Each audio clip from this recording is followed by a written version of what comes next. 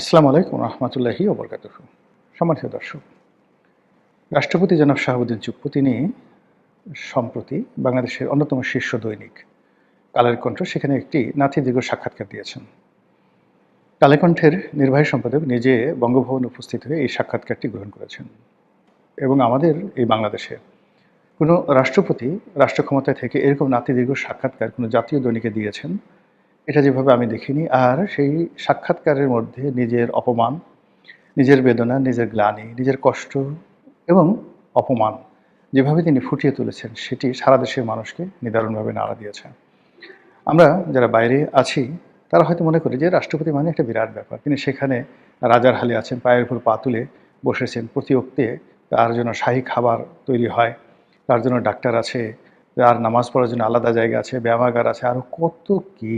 কিন্তু ওখানে বসে একজন মানুষ যে অসহায় হতে পারেন, একজন মানুষ যে অপমানিত হতে পারেন, একজন মানুষ যে বন্ধিত্ব বরণ করতে পারেন, একজন মানুষের জীবন যে পশুর মতো অবমাননাকর পর্যায়ে পৌঁছে যেতে পারে, তা এই কালের কণ্ঠের সাক্ষাৎকারে জনাব শাহাবুদ্দিন চুপ্পু যেভাবে বলেছেন, আর যিনি সাক্ষাৎকার করেছেন নিখুঁতভাবে তিনি তার কলমের মাধ্যমে যে সাক্ষাৎকার যে বিষয়বস্তু, সেই বিষয়বস্তু যেভাবে ফুটিয়ে তুলেছেন সেগুলো নিয়ে এখন বাংলাদেশে রীতিমতো তোলপাড় চলছে।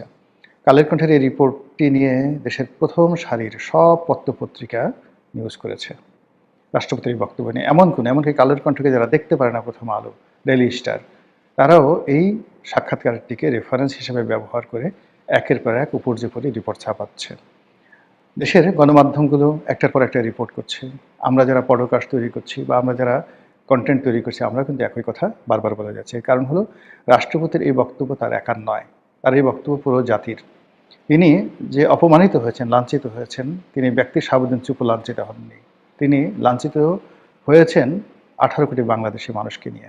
এত বড় একটা বিপ্লবের পর এবং এত বড় একটা লড়াই সংগ্রামে বিপ্লবীদের বিজয়ের পর যে রাষ্ট্রপতি মূলত বলতে গেলে বাধ্য হয়েছেন অবনত মস্তকে বিপ্লবী সরকারের, গণঅভ্যুত্থানের সরকারের সকল আদেশ, নির্দেশ, অনুরোধ মান্য করার।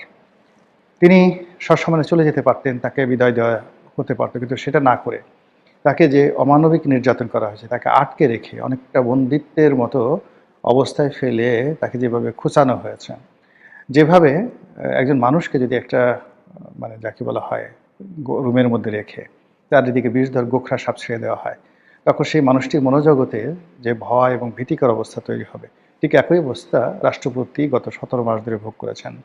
এই রাষ্ট্রপতির ভবন আক্রমণ হবে, এই বঙ্গভবন আক্রমণ হবে, এই রাষ্ট্রপতিকে আজকে পদচ্যুত করা হবে, কালকে তাকে বঙ্গভবনে ঢুকে লাঞ্ছিত করা হবে, এরপর তাকে ধরে আনা হবে, ইত্যাদি ইত্যাদি নানা রকম কথা গত 17 মাসে ছড়িয়ে যেভাবে এই মানুষটির জীবনকে তছনছ করে দেওয়া হয়েছে, তা ডক্টর ইউনূসের পতনের পরে তার জন্য রীতিমতো স্বর্গোদ্যান হয়ে পড়েছে। তারেক রহমান সাহেবের জমানাতে তিনি বড় করে স্বস্তির নিঃশ্বাস ফেলতে পেরেছেন এবং অকপটে বলেছেন যে নতুন সরকার গঠন করার পর তিনি তুলনামূলকভাবে ভালো আছেন। তো আমাদের বক্তব্য হলো যে ডক্টর মোহাম্মদ ইউনূস একজন শিক্ষিত মানুষ, সজ্জন মানুষ হিসেবে যার পরিচিতি, যিনি শান্তিতে নোবেল পুরস্কার পেয়েছেন। তিনি যথেষ্ট বয়স্ক, প্রায় 90 বছর তার বয়স। এই বয়সে মানুষ মৃত্যুর কথা চিন্তা করে, কবরের কথা চিন্তা করে, আল্লাহ খোদার কথা চিন্তা করে এবং সাধারণত শয়তান, ইবলিস এই ধরনের বুড়া মানুষের কাছে যায় না। কিন্তু কী হলো, এই ভদ্রলোক বা তিনি নিজে বা তার আশেপাশে যারা ছিলেন, তারা গত এই 17 মাসে কেবল ডক্টর মোহাম্মদ ইউনূস নয়, এরকম আরও অনেক বহু সম্মানিত মানুষের জীবন তছনছ করে ছেড়ে দিয়েছেন। যারা ব্যবসা বাণিজ্য করতেন, প্রায় বড় বড় সব ব্যবসা প্রতিষ্ঠানগুলো মবের শিকার হয়েছে। সেটা বসুন্ধরা গ্রুপ বলেন বা তাদের প্রতিদ্বন্দ্বী যমুনা গ্রুপ বলেন, সেটা গাজী গ্রুপ বলেন কিংবা হামিম গ্রুপ বলেন, বাংলাদেশে এমন কোনো বড় শিল্প প্রতিষ্ঠান নাই, প্রাণ গ্রুপ বলেন কিংবা ইস্পাহানি গ্রুপ বলেন, কেউ মবের কবল থেকে রক্ষা পায়নি। এবং সেক্ষেত্রে ডক্টর মোহাম্মদ ইউনূস, তারা যারা লোকজন আছে, তারা এই মবের প্রতি সহানুভূতি না জানিয়ে উল্টে এই বলার চেষ্টা করেছে যে এটা মানুষের ক্ষোভের বহিঃপ্রকাশ, এটা প্রেশার গ্রুপ ইত্যাদি ইত্যাদি না। এই যে 17 মাসে ডক্টর মোহাম্মদ ইউনূসের বিরুদ্ধে যে মানুষের পুঞ্জীভূত ক্ষোভ ছিল, বেদনা ছিল এবং তাদের অনেক কথা মানুষ প্রতিবাদ করতে পারেনি মবের ভয়ে। তাদের অনেক কথা, মামলা মোকদ্দমা, রাষ্ট্রদ্রোহ মামলা, আওয়ামী লীগের দোসর সাজিয়ে মামলায় ঢুকানো, হত্যা মামলায় ঢুকানো, এই কাজগুলো ছিল একেবারে মুড়ি মুড়কির মতো। এই কাজগুলো ডক্টর মোহাম্মদ ইউনূসের নেতৃত্বে এমনভাবে হয়েছে যে মানুষ অনেক কিছু দেখেছে, অনেক কিছু বলতে চেয়েছে, কিন্তু বলতে পারিনি, অনেক কিছু দেখতে চাইনি কিন্তু তাদেরকে দেখতে হচ্ছে, অনেক কিছু সহ্য করতে চাইনি তাদেরকে সেই জিনিসগুলো সহ্য করতেছে। এবং এরই ধারাবাহিকতায় আজকে এই যে রাষ্ট্রপতির যে বক্তব্য, সেই বক্তব্য নিয়ে সাধারণ মানুষের যে আবেগ, সহানুভূতি, এটি আওয়ামী লীগের প্রতি সহানুভূতি নয়, বা এটি জনাব শাহাবুদ্দিন চুপ্পুর প্রতি কোনো সহানুভূতি নয়, এটি হলো ডক্টর মোহাম্মদ ইউনূসের প্রতি বিরক্তি, তার প্রতি ক্রোধ, তার প্রতি ক্ষোভ। রাষ্ট্রপতির এই বক্তব্যের মাধ্যমে অনেকে বলার চেষ্টা করছেন যে ডক্টর মোহাম্মদ ইউনূস সংবিধান লঙ্ঘন করেছেন। তিনি অবিরতভাবে 15-16 বার দেশের বাইরে গেছেন। সংবিধান এর যে বিধিবিধান, রাষ্ট্রের যে আচার কালচার, এর পুরোটাই তিনি ধার ধারেননি। তিনি কিভাবে নির্বাচিত হলেন, কিভাবে মনোনীত হলেন, কিভাবে শপথ নিলেন, এগুলোতে বহু বিতর্ক রয়েছে। মানুষজন সব কিছু মেনে নিয়েছিল, কিন্তু তিনি নিজের মুখে যেটা বলেছেন, তিনি সাংবিধানিক সরকার। তো সেই সাংবিধানিক সরকার অনুযায়ী তিনি যার কাছে শপথ নিয়েছেন, যার অধীনে যিনি তার উপদেষ্টা, অর্থাৎ প্রধান উপদেষ্টা কার? রাষ্ট্রপতির প্রধান উপদেষ্টা। সেই রাষ্ট্রপতিকে তিনি তুচ্ছ এবং তাচ্ছিল্য করেছেন। এটা কি রাষ্ট্রদ্রোহ? এটা কি সংবিধানের অবমাননা? এটা সংবিধান বিশেষজ্ঞ বা যারা ক্রিমিনাল প্র্যাকটিস করেন, ফৌজদারি অপরাধ বিশেষজ্ঞ, তারা বলতে পারবেন। কিন্তু আমাদের যে চাচা মিয়া বা মামু, তিনি খুব সহজে ছাড়া পাবেন বলে মনে হচ্ছে না। তাকে জবাবদিহি করতে হবে, জবাবদিহি করতে হবে। এবং গত 17 মাসে তিনি যে মজা লুটেছেন, সেই প্রত্যেকটা জিনিসের জন্য তাকে জবাবদিহি করতে হবে। এবং জনাব তারেক রহমান সাহেবের সঙ্গে তার কী চুক্তি হয়েছে, তিনি ভবিষ্যতে রাষ্ট্রপতি হবেন কি হবেন না, তার দেশের বাইরে থাকবেন না দেশে থাকবেন, ডাজ নট ম্যাটার। কিন্তু মূল ব্যাপার হলো যে তিনি এখন অজনপ্রিয়তার এমন একটা পর্যায়ে পৌঁছে গেছেন যে কেউ ইচ্ছে করলেও তাকে ধারণ করতে পারবে না, কেউ ইচ্ছে করলে তার সাথে খুশি মনে ছবি তুলতে পারবে না, তার সঙ্গে দেখা করার জন্য কেউ আগের মতো আর সেখানে যাবে না। এবং তিনি বুঝতে পারবেন এখন এই প্রথম শান্তি কাহাকে বলে, অশান্তি কাহাকে বলে, অপমান কাকে বলে, আর সম্মান কাকে বলে।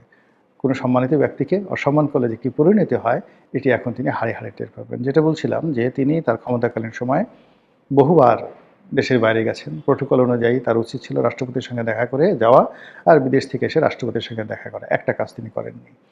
এরপর যেটি হলো যে রাষ্ট্রের অনেকগুলো গুরুত্বপূর্ণ প্রতিষ্ঠান, যেমন সেনাবাহিনীর যে ন্যাশনাল প্যারেড গ্রাউন্ডে যেটা হয়, কুচকাওয়াজ হয়, আরেকটা আছে রাষ্ট্রপতির কুচকাওয়াজ।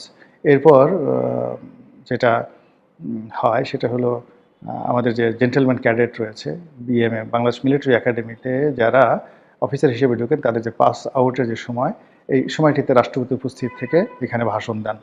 এই 17 মাসে তাদেরকে, মানে রাষ্ট্রপতি শাহাবুদ্দিন চুপ্পুকে কোথাও যেতে দেওয়া হয়নি। বিশ্বাস করেন তিনি একজন মুসলমান এবং তিনি ডক্টর মোহাম্মদ ইউনূসের চাইতে ভালো মুসলমান।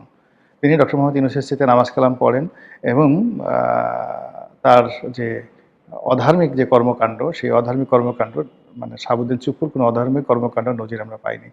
তো এই মানুষটি ঈদের জামাতে যাবেন এবং তিনি সেখানে থাকবেন মেহমানে আজিম, ঈদুল ফিতর এবং ঈদুল আজহার যে নামাজ, তাকে সেই নামাজ পড়তে যেতে দেয়া হয়নি।